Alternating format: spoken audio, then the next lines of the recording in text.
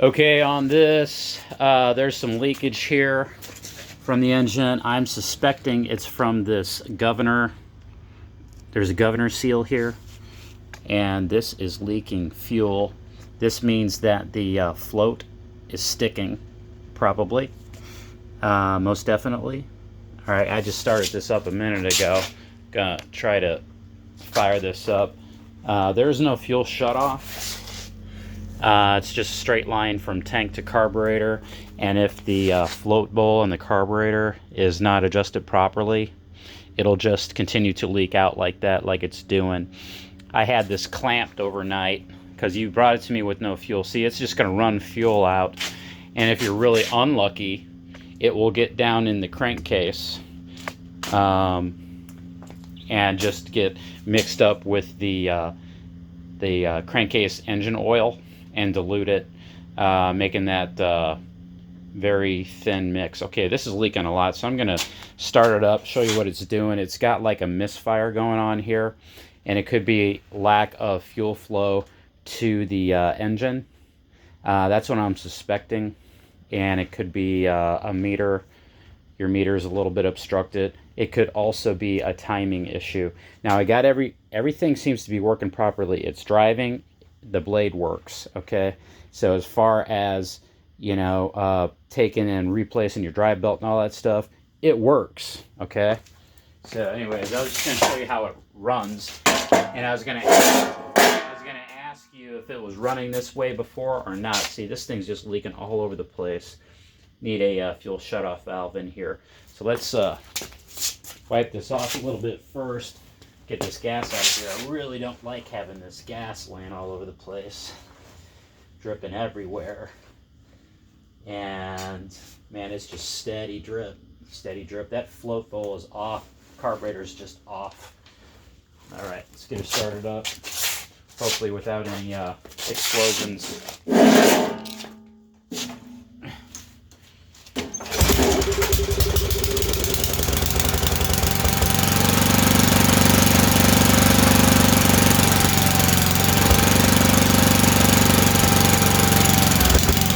So here it kind of sounds like it's starting to run out of fuel, and then it picks back up.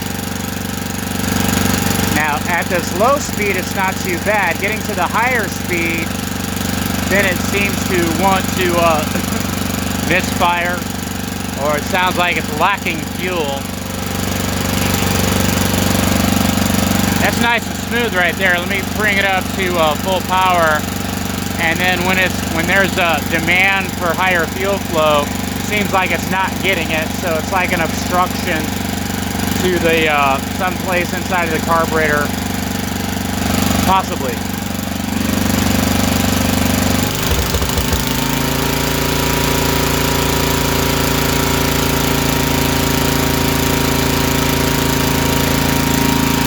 Actually, that right there is the best it's run.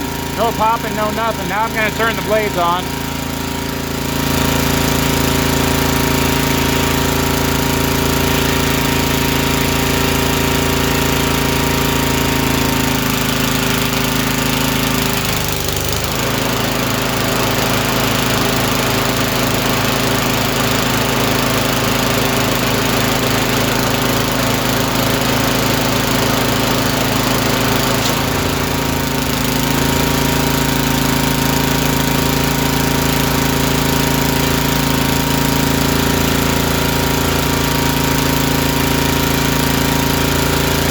So that it's not leaking fuel all over the place, I'm going to go ahead and crimp the line.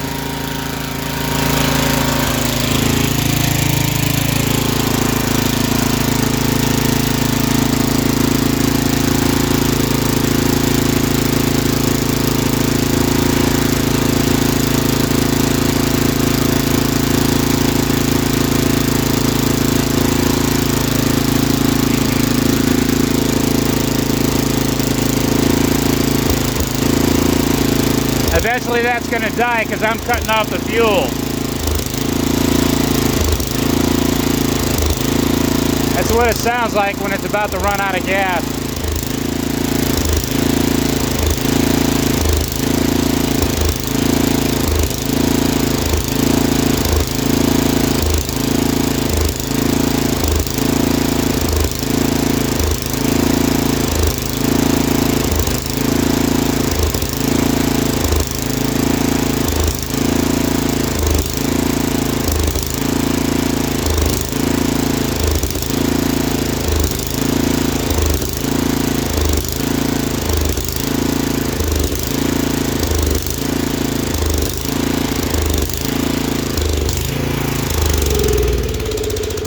Just gonna turn it off at the key and then tighten this down a little more so fuel's not getting through there.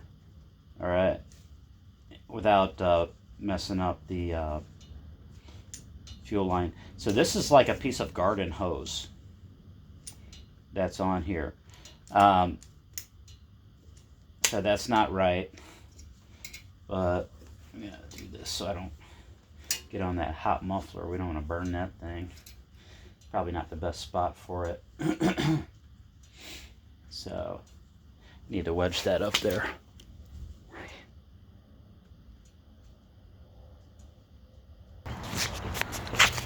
Okay, so what I'm going to do here is put a valve like this, fuel shutoff valve,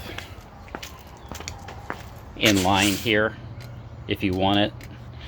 I'm just going to put that in there so that you don't have to continue to shut off the fuel, because if I didn't have that vice grip on there like that, pinching off the line, this just continually flows out because yeah, there's a carburation issue where it's not the float level inside of that carburetor is bad.